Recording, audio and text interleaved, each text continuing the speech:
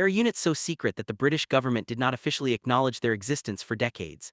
There are soldiers operating right now, tonight, in places you will never hear about, doing things that will never appear in any headline under names that most people could not even spell correctly. And when those operations go wrong, when the mission fails, when the men do not come home, even then the silence holds. No press conference, no statement. Just quiet grief and a name added to a wall that most of the public will never see. Britain is a small island nation. It has a military that is a fraction of the size of the United States Armed Forces. But when it comes to special operations capability, when it comes to the sheer depth, experience, and lethality of elite units operating across every domain, land, sea, air, and the digital world, the British have built something that is genuinely extraordinary. Today, we are going through every single British Special Forces unit, what they do, where they come from, how they are selected, and why they matter. Not the Hollywood version, the real version. Because these units have shaped conflicts from World War II to Afghanistan to operations happening right now that you will never read about in the news. If you respect the men and women who serve in silence so the rest of us never have to, drop something in the comments below. Now let us get into it. Before we go any further, take 1 second to like this video and subscribe if you have not already. Most people watching right now have not subscribed yet, and it genuinely helps more than you know. Now, let us start at the beginning. The first thing you need to understand is that British Special Forces are not just a collection of elite soldiers. They are an entire architecture of capability. There is a structure, a command, a set of units that each cover a different part of the mission spectrum. That overarching command is called United Kingdom Special Forces, or UKSF. It is the umbrella under which all of Britain's Tier 1 and Tier 2 special operations units operate. Every unit we are going to talk about today falls under that umbrella. And the whole system was built over decades of hard-won operational experience, from the deserts of North Africa in the 1940s to the killing grounds of Helmand Province in the 2000s. UKSF is commanded by a director, typically a 1-star or 2-star general, and its composition includes infantry regiments, air squadrons, boat squadrons, signals regiments, and intelligence units, all working together in an integrated system. But let us start with the unit that started it all. The unit that every other special forces organization on Earth either studied, copied, or measured itself against. The Special Air Service, the SAS, is not just Britain's most famous special forces unit. It is arguably the most influential special operations force in the history of modern warfare. The SAS did not emerge from a staff college or a government committee. It was born in the desert during the Second World War from the mind of a young officer named David Stirling, who looked at the conventional military wisdom of the day and decided it was fundamentally wrong. Stirling was a lieutenant in the Scots Guards, later serving with the Commandos, and he had an idea so simple and yet so radical that it nearly got him laughed out of the headquarters where he proposed it. Instead of large-scale frontal assaults on German airfields in North Africa, why not send tiny groups of men, 4 or 5 soldiers at most, deep behind enemy lines, hit the airfields before dawn, destroy aircraft on the ground, and vanish back into the desert before anyone knew what had happened? No massive logistics tale. No armored support, just speed, surprise, and violence of action. The idea was rejected at first. Stirling, who had broken his back in a parachuting accident and was recovering in a hospital, smuggled himself into Middle East headquarters in Cairo and physically placed his proposal on the desk of a senior general. The rest, as they say, is history. In its very first operations in November of 1941, the SAS destroyed more enemy aircraft than the entire RAF had managed to destroy in combat during the same period. By the end of the North Africa campaign, the regiment had destroyed several hundred aircraft on the ground. Rommel himself reportedly called David Stirling the most dangerous enemy commander in the desert. That is not a reputation you build by accident. Stirling was eventually captured in early 1943. The Germans considered him such a threat that they moved him through multiple prison camps before eventually placing him in Colditz Castle. But the regiment he built lived on, adapted, and evolved into something even more formidable than its founder could have imagined. Today, the SAS is organized around 4 Sabre squadrons. Those squadrons are named alphabetically, A, B, D, and G. Each squadron is divided into troops, and each troop has a specific specialization. There is a boat troop which handles maritime infiltration and operations. There is a mountain troop which specializes in cold weather and high-altitude environments. There is a mobility troop which operates vehicles in desert and open terrain. And there is an air troop which handles freefall parachuting and HALO and HAHO operations, which stands for High Altitude Low Opening and High Altitude High Opening. Every SAS soldier belongs to one of these troops, but all of them are cross-trained across multiple disciplines. The regiment is based at Sterling Lines in Hereford, which operators simply call the Head Shed. And while the base address is not exactly a secret, the names, faces, and operational details of the men who serve there absolutely are. Selection for the SAS is one of the most grueling military assessments ever devised. It happens twice a year on the Brecon Beacons and Black Mountains of Wales, and it routinely sees failure rates of 80 to 90%, sometimes higher. The process begins with weeks of long-distance navigation marches, known as tabs, carried out in all-weather day and night with heavy Bergen rucksacks and critically conducted entirely alone. There is no buddy system, there is no team to lean on. There is just you, the map, the weight on your back, and the mountain. Candidates who survive that phase move into a period called continuation training, which introduces them to close-quarters battle, combat survival, resistance to interrogation, and patrol skills. The resistance to interrogation phase is notorious. Candidates are subjected to prolonged psychological pressure, sleep deprivation, stress positions, and hostile questioning for up to 36 hours, after which they must prove they can still function, still think, still make decisions. Many people quit during this phase, some break, those who do not are getting one step closer to the sand-colored beret. The SAS is divided operationally into two roles. The Counter-Revolutionary Warfare, or CRW role, which covers counterterrorism, hostage rescue, close protection, and direct action in an urban environment. And the more conventional Special Reconnaissance and Deep Penetration roles that trace their lineage directly back to Sterling's original concept. The world got its most public glimpse of the SAS in May of 1980. The Iranian embassy in London had been seized by 6 armed militants. 26 hostages were held inside. After 6 days with one hostage already murdered, the government of Margaret Thatcher gave the order to go. In 11 minutes, SAS troopers abseiled from the roof, blew entry charges on the windows, breached multiple points of entry simultaneously, and cleared the building. 5 of the 6 hostage-takers were killed. 1 was arrested. All but one of the remaining hostages were rescued alive. The whole thing was broadcast live on BBC television, and in those 11 minutes the SAS went from a semi-secret regiment that most people had vaguely heard of to a globally recognized brand of lethal effectiveness. But what the cameras showed that day was not the whole story. The whole story is classified, and most of it still is. In the decades since Prince's Gate, the SAS has operated in the Falklands, where a patrol was lost in a helicopter crash and another conducted the famous raid on Pebble Island, destroying 11 Argentine aircraft in a single night. They operated throughout the conflicts in Northern Ireland, conducting surveillance and direct action against the IRA. They were in the Balkans during the Yugoslav Wars. They were in Sierra Leone during Operation Bears in 2000, which we will come back to. They were among the first forces into Afghanistan in 2001. They operated in Iraq throughout the entire length of that conflict. And they continue to operate today in locations that the British government neither confirms nor denies. The Special Air Service is not just a unit. It is a philosophy.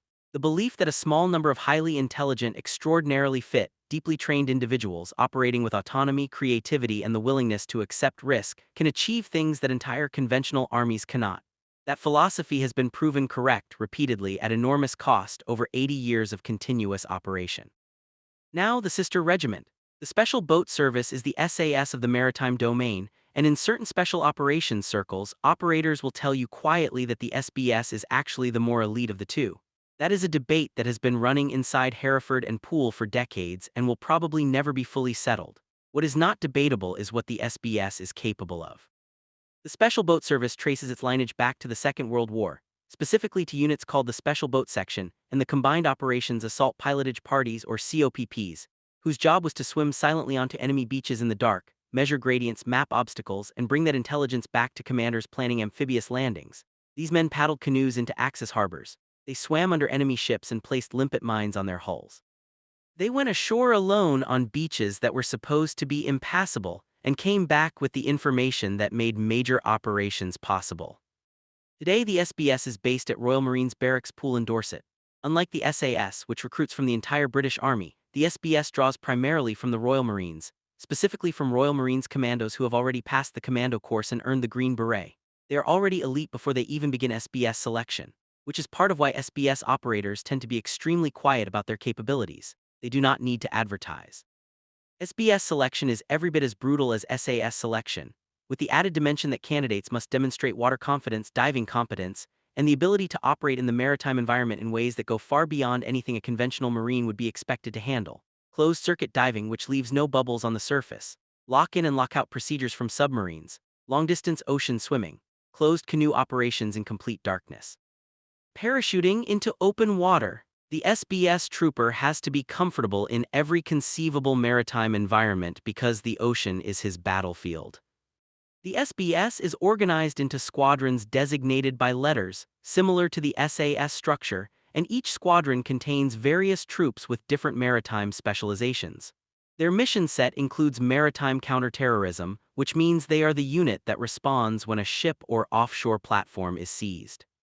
It includes submarine operations, beach reconnaissance, coastal infiltration and exfiltration, direct action against maritime targets, and special reconnaissance in the littoral environment. Operation Barras in Sierra Leone in September of 2000 gave the British public a rare glimpse at what UKSF could do when the political will existed to use them. A group of British soldiers from the Royal Irish Regiment had been taken hostage by a rebel group known as the West Side Boys, a name that would be almost comical if the group in question were not genuinely brutal. The SBS provided the combat swimmers and the assault elements that went in alongside D Squadron SAS in the early morning darkness, and in a brief and violent firefight they freed the hostages, destroyed the rebel camp, and extracted everyone. One British soldier was killed. 25 of the West Side Boys were killed. The rest fled into the jungle. That operation demonstrated the integration that makes UKSF so effective.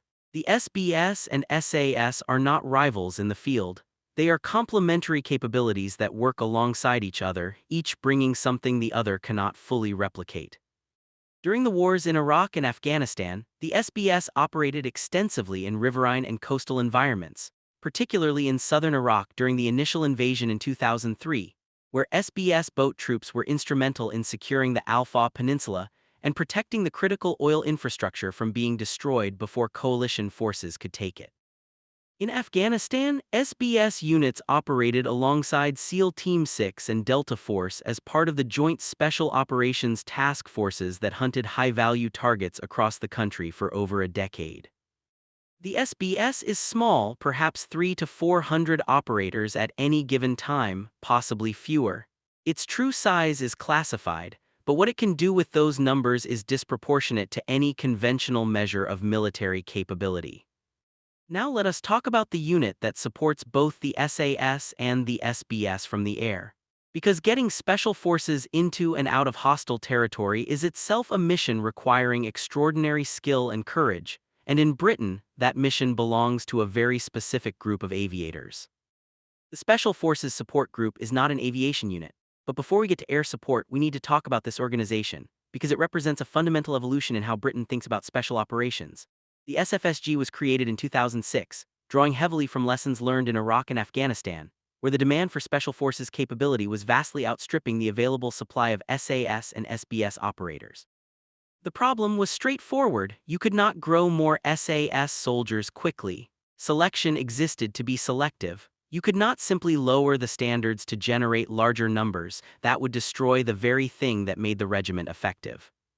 What you could do was build a new unit of highly capable, specially trained soldiers who could perform certain functions alongside and in support of the Tier 1 units, freeing the SAS and SBS operators to focus on the tasks that truly required their unique capabilities. The SFSG draws from 3 parent organizations. One of its 3 companies comes from the Parachute Regiment, specifically from 1st Battalion, the Parachute Regiment. Another comes from the Royal Marines Commandos. The third comes from the RAF Regiment. Each of these contributes soldiers who are already elite by conventional standards. Paras and Royal Marines are not ordinary infantry. The RAF Regiment is a highly capable ground combat force. But when those soldiers join the SFSG, they go through an additional selection and training process that prepares them specifically for the support special forces role. The SFSG is designed to operate as an outer cordon during SAS or SBS direct action missions, preventing escape or reinforcement of a target.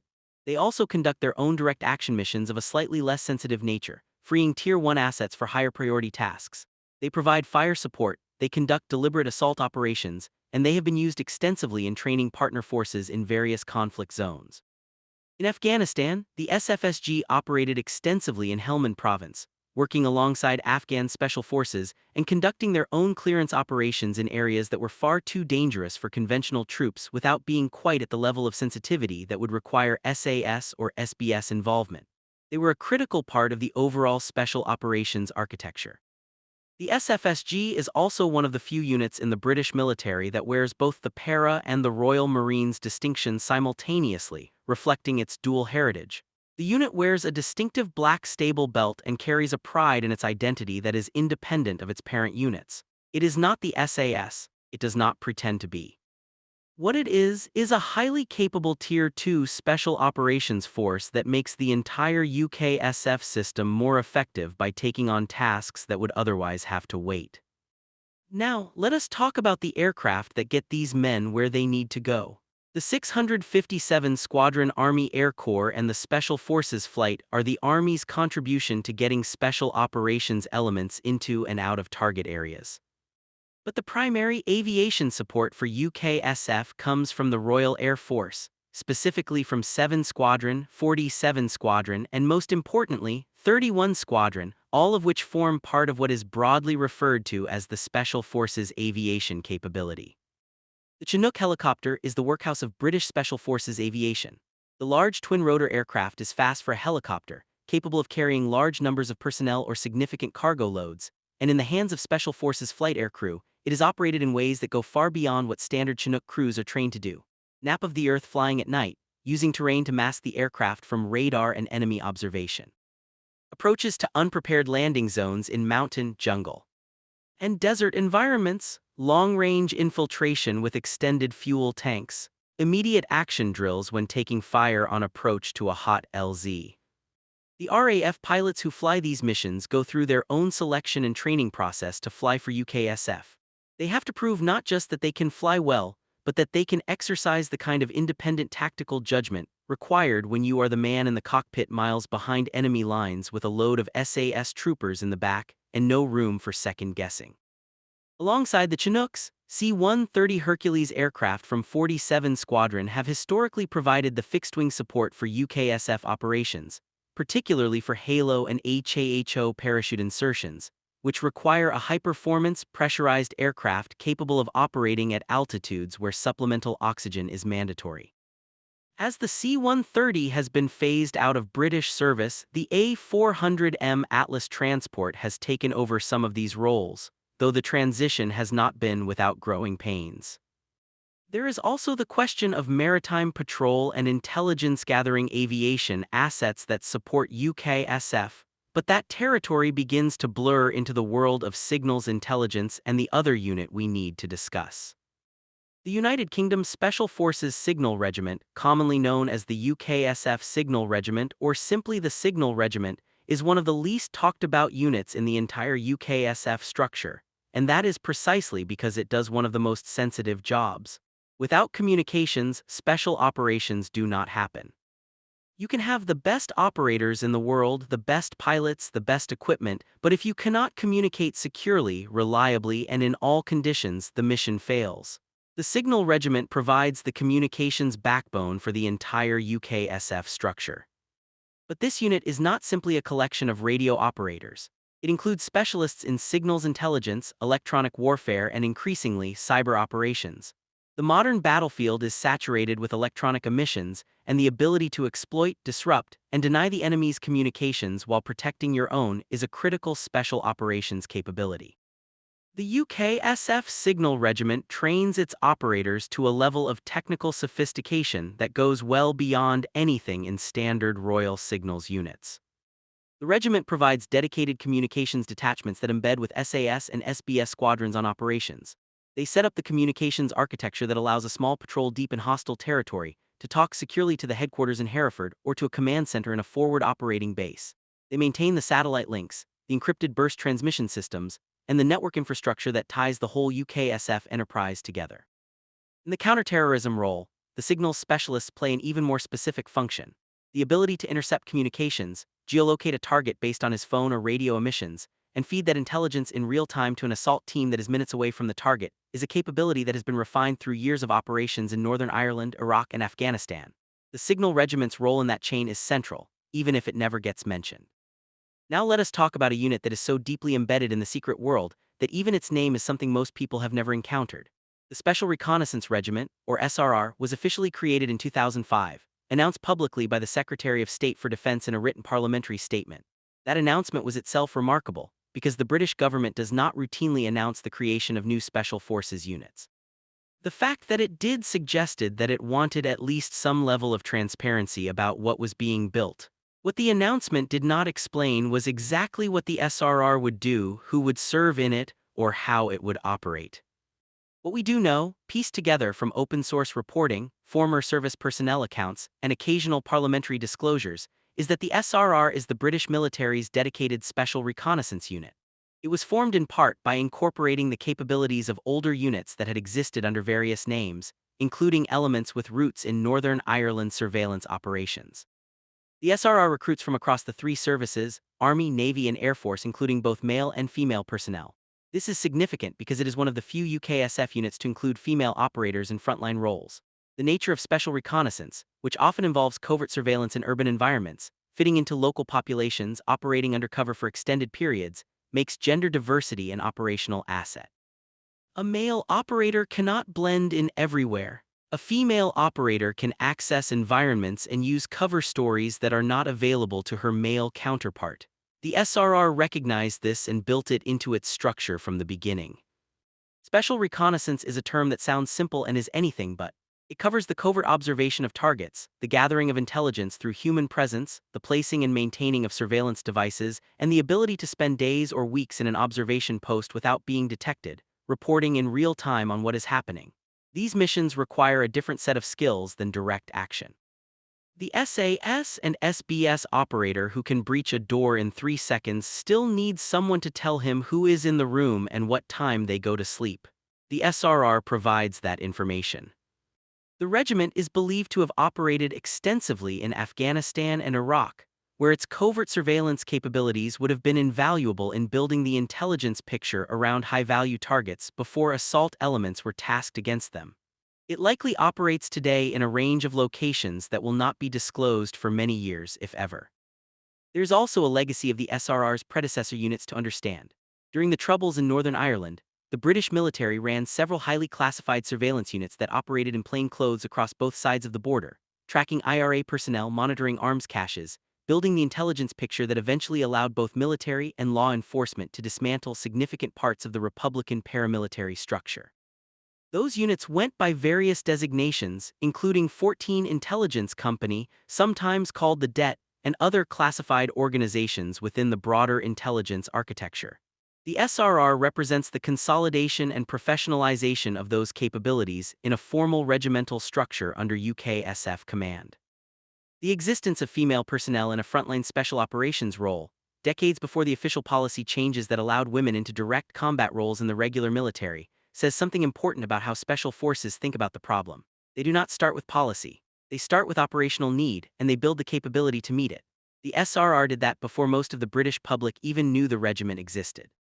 Now let us move to something that people often overlook when they think about British Special Forces, because the broader intelligence and direct action architecture goes beyond the strictly military.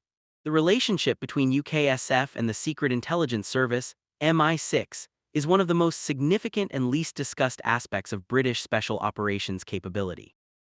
The SAS has maintained a close working relationship with MI6 since at least the 1970s. There is a dedicated squadron-level element of the SAS that works directly with the intelligence service on tasks that sit at the intersection of military capability and intelligence gathering. This relationship means that some SAS operations are not conducted under military authority at all but under intelligence service authority, with a different set of legal authorities, a different command chain, and a different level of political cover. During the Cold War, this relationship allowed SAS elements to operate in countries and circumstances where direct military involvement could not be acknowledged. In the post-Cold War era, and particularly through the global war on terror, it has enabled a persistent covert direct action capability that sits outside the normal military structure and operates under authorities that are not subject to normal parliamentary scrutiny. The use of precision-guided munitions from Reaper drones, which the UK has operated since 2007, adds another dimension to this picture. The British Armed Forces have conducted drone strikes in locations that are not traditional war zones, and the intelligence that drives targeting decisions in those strikes flows through a system that includes UKSF Special Reconnaissance Signals Intelligence from the UKSF Signal Regiment, MI6 Human Intelligence, and GCHQ Signals Collection. The SRR and the SAS are not isolated military units. They are components of an integrated national intelligence and special operations system. Now, there are also Reserve Special Forces units that deserve acknowledgement because the British Special Forces Reserve structure is a genuine operational capability, not simply a training pipeline. The 21st SAS Regiment and the 23rd SAS Regiment are the two Territorial Army, now Army Reserve, units that are formally designated as SAS regiments. They fall under the SAS family and train to the same standards, though with some additional allowances for the fact that their members are not full-time professional soldiers. Both units have produced operators who have served on operations alongside their regular counterparts.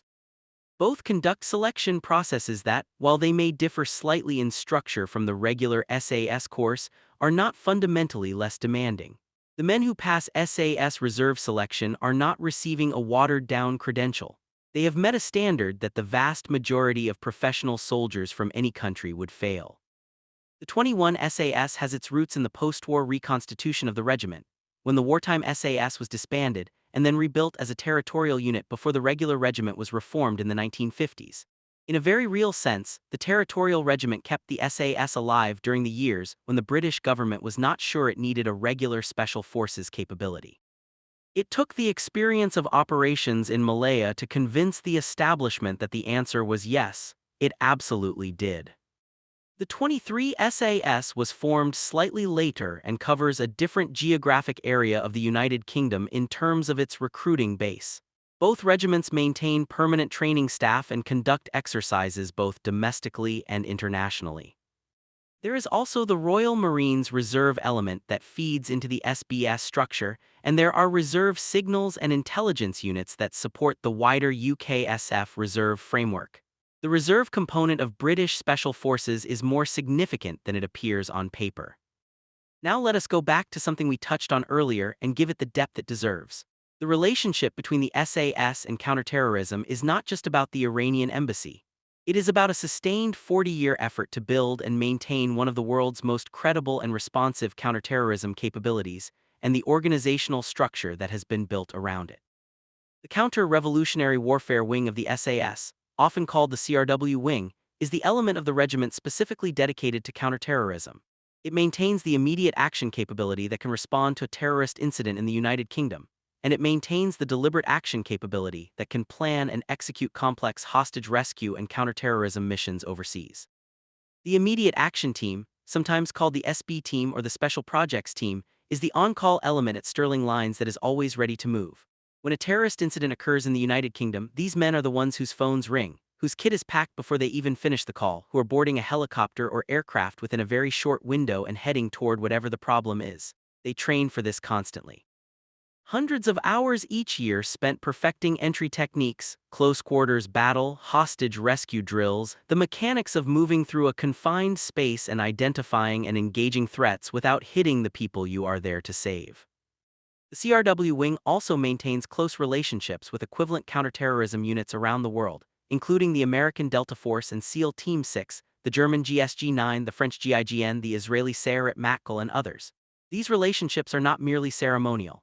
They involve regular joint training, exchange of techniques and intelligence, and in some cases, combined operations. The 1980 Iranian embassy siege is the most famous example of SAS counterterrorism in action, but it is far from the only one. There have been operations that have not been made public. There have been interdictions of terrorist planning that prevented attacks whose existence the public never knew about. There have been training deployments to allied nations that have transferred British counterterrorism expertise to countries whose own services were in the early stages of building similar capabilities. And then there is Northern Ireland. The SAS involvement in the conflict in Northern Ireland from the mid-1970s until the Good Friday Agreement in 1998 is one of the most complex and contested chapters in the regiment's history. SAS soldiers operated in plain clothes throughout the province, conducting surveillance, intelligence gathering, and direct action against Republican and Loyalist paramilitaries. There were successful operations that disrupted significant attacks before they could happen. There were also incidents that became deeply controversial, where the legality and proportionality of the actions taken were challenged in courts and inquiries for decades afterward. Most well-known of these controversial operations is Operation Flavius in Gibraltar in 1988, where SAS soldiers shot and killed 3 IRA operatives who were believed to be on a bombing mission targeting a military parade. The 3 had no bomb on them when they were shot, though a bomb was later found in a car in Spain. The inquiry that followed the shootings found multiple points of legal and procedural contention. The European Court of Human Rights ruled against the United Kingdom. The SAS soldiers involved were never prosecuted. What Northern Ireland did for the SAS was provide an extended, sustained operational environment that refined their intelligence, surveillance, and direct action techniques in ways that could not have been replicated in training. The skills learned in the fields and streets of Northern Ireland were applied in every subsequent operational theater, from the Balkans to Iraq to Afghanistan. The Falklands War in 1982 was another defining operational moment. D Squadron and G Squadron deployed with the task force, and their missions covered the full spectrum of SAS capability. There was the reconnaissance of beaches ahead of the amphibious landings at San Carlos. There was the diversionary raid at Goose Green, where a small SAS element made enough noise and created enough impression of a major attack to draw Argentine attention away from the main landing. There was the assault on Pebble Island, where boat troop and air troop operators destroyed 11 Argentine aircraft on a remote airfield in a single night raid. And there was the tragic loss of an SAS patrol in a cross-decking helicopter accident, one of the largest single losses of SAS personnel in the regiment's history. The Falklands also saw early and significant deployment of the SBS, whose boat troops were essential to the maritime reconnaissance that allowed the landing force to select and approach their beaches. SBS swimmers were in the water off the Falkland Islands before most people knew the task force had even sailed. In Afghanistan from 2001 onward, the SAS and SBS were among the first British forces to arrive in country, operating initially alongside the CIA and the Northern Alliance in the campaign that toppled the Taliban government. In the early chaotic months of the war, small SAS patrols were operating deep inside Afghanistan, calling in airstrikes, advising Northern Alliance commanders, and conducting reconnaissance in areas that had no British military presence of any other kind. As the war settled into its longer insurgency phase, UKSF operations focused increasingly on the kind of high-tempo direct action that characterized the American Special Operations model of the period.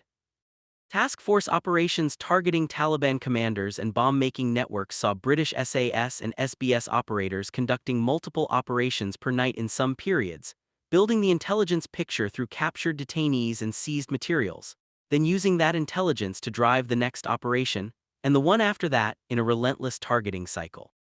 The cost was significant. The regiment does not publish casualty lists. Operational fatalities in the SAS are handled with the kind of quiet dignity that the unit applies to everything else. There is no public announcement, no press conference. A soldier dies in a place he was not officially supposed to be, doing something the government cannot discuss, and the only acknowledgement is the small service at the Hereford Garrison Church where his teammates gather to say goodbye. Iraq from 2003 onward saw a similar operational pattern. UKSF operated extensively in southern Iraq, where British forces had primary responsibility, and they also operated alongside American Special Operations Forces in the Joint Task Force structure that hunted al-Qaeda in Iraq and later Islamic State leadership networks. The operational relationship between British and American Special Forces, which had been close for decades, was tested and deepened by years of sustained combat operations in both Iraq and Afghanistan. The emergence of the Islamic State as a territorial entity in 2014 drew British Special Forces back into the Iraqi and Syrian operational picture at a time when the British government was not publicly committing combat troops to the fight. SAS soldiers were on the ground in both Iraq and Syria, training, advising, and in some reported cases, participating directly in combat operations against IS forces. The government's position was and remains that British personnel are operating in an advisory capacity, a formulation that allows significant ambiguity about what is actually happening on the ground. Syria presented its own particular challenges. The political complexity of the conflict, with multiple armed factions, international actors, and competing interests, meant that special operations in that environment required a level of political awareness and judgment that goes beyond tactical military skill. SAS operators in Syria were navigating not just enemy fighters but the complex relationships between Kurdish forces, Syrian opposition groups, Turkish interests, and the overarching mission of defeating IS without inadvertently strengthening other actors that the British government was not prepared to support. This kind of complex operational environment is precisely where the UKSF model shows its deepest value. Operators who are not just physically capable but genuinely intelligent, politically aware, and capable of independent judgment in ambiguous situations. The selection process has always tried to identify people with those qualities, which is why the written tests and planning exercises that form part of SAS continuation training matter just as much as the ability to carry a heavy burden across a mountain in the rain. The 1st Intelligence, Surveillance and Reconnaissance Brigade works alongside UKSF in providing the wider intelligence collection architecture, and the relationship between signals intelligence from GCHQ, human intelligence from MI6, and the boots-on-the-ground collection from SRR and SAS patrols is the foundation upon which British Special Operations targeting is built. You do not launch a mission against a target you do not understand. Building that understanding takes time, resources, and capabilities from multiple organizations working in concert. The Defense Intelligence Directorate feeds into this picture as well, providing all-source analytical support that helps commanders understand the intelligence they have collected and its implications. The image of the lone SAS trooper operating entirely on instinct in the darkness is a romantic one and contains some truth at the individual level. But behind every mission there is a complex architecture of intelligence, analysis, and planning that makes that individual's courage and skill operationally meaningful. Let us also discuss the selection and training pipeline in more detail, because it is one of the most important things about the British Special Forces system and one of the most misunderstood. SAS selection happens twice a year, usually in winter and summer, to ensure candidates face genuinely different environmental challenges. The Hills phase, conducted on the Brecon Beacons and the Black Mountains of Wales, involves a series of navigation exercises of increasing distance and weight. Candidates carry rucksacks that start at roughly 35 pounds and increase over the weeks of the course. The final test, known as endurance or simply the long drag, is a 40-mile march carrying a burden of over 60 pounds plus weapon to be completed within 20 hours. In practice, most candidates who are going to complete it do so well inside that time. Those who cannot are not selected. What makes the Hills phase uniquely brutal is its combination of factors. It is not just physical. It is also lonely, repetitive, and mentally grinding. You walk, you navigate, you do not get told where you stand relative to the other candidates. You do not get encouragement or criticism from the directing staff. You simply receive your next grid reference and walk to it. The ambiguity and the isolation are deliberate. The directing staff are watching constantly, but they will not tell you what they are looking for. The candidates who ask too many questions, who need constant reassurance, who cannot handle not knowing, are usually not the ones who make it. After the Hills, those still in the course move to continuation training, which introduces patrol skills, navigation at night in harder terrain, close quarters battle training in the famous Killing House at Hereford, communication skills, vehicle operations, and the combat survival course, which teaches personnel how to survive and evade capture in a hostile environment. The culmination of the survival course is the resistance to interrogation exercise, in which candidates who have been living in the field and evading for days are captured and subjected to a sustained interrogation modeled on the real interrogation techniques used by hostile state actors. The resistance to interrogation is not theater. It is a genuine psychological challenge. Candidates are hooded, stressed, physically uncomfortable, and subjected to questioning by trained interrogators who know exactly what breaks people and apply those techniques with precision. The rules are clear. A candidate can say only their name, rank, number, and date of birth. Anything else is a failure. The exercise lasts up to 36 hours. Many people quit. Some break during questioning. What the exercise reveals about a person's psychological resilience and their ability to protect information under pressure is extremely valuable information that the regiment needs before it trusts a man with the secrets he will carry. SBS selection is broadly similar but conducted with additional maritime elements. Candidates are expected to be strong swimmers before they start. Cold water immersion exercises, boat handling in rough sea conditions, and diving qualifications are added to the physical and navigational demands that mirror the SAS course. The underwater world is unforgiving in ways that mountains are not. You cannot fake a dive qualification. You either have the physiological response and the psychological composure to operate underwater in cold and dark conditions, or you do not. Training that follows selection. for both the SAS and SBS is extensive. A newly badged operator is not immediately thrown into the most sensitive operations. There are language training requirements, specific skill packages to develop, weapons qualifications to complete, and a period of integration with the squadron that includes exercises and deployments of increasing complexity. The most experienced and capable operators find themselves in the most sensitive and complex roles. That is not favoritism, that is institutional wisdom built from hard experience.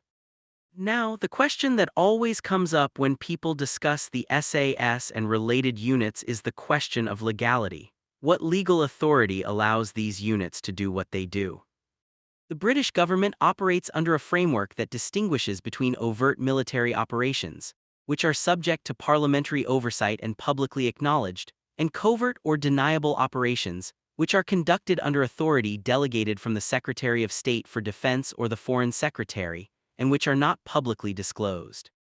The Intelligence Services Act of 1994 provides some of the legal framework for covert operations conducted by or in support of the intelligence services. The Crime and Disorder Act and other domestic legislation governs what can be done on UK soil. International law, including the laws of armed conflict, governs what can be done in recognized conflict zones. The spaces in between, the gray areas where a British operator is doing something in a country where there is no declared conflict but where significant threats exist, are handled through legal authorities that are not publicly disclosed and are subject to oversight mechanisms that are deliberately not transparent. This creates a genuine democratic tension. The argument in favor of deniable special operations is that some threats cannot be addressed through overt means, that transparency in counterterrorism and intelligence operations compromises their effectiveness, and that the alternative to covert action is often no action, which allows threats to mature into attacks. The argument against is that operations conducted without public oversight are operations conducted without democratic accountability, and that history shows such operations can lead to serious abuses. The British system tries to navigate this tension through a series of oversight mechanisms, including the Intelligence and Security Committee of Parliament, the Investigatory Powers Commissioner, and the judicial authorization process for certain intelligence collection activities. Whether these mechanisms provide sufficient oversight is a question that reasonable people continue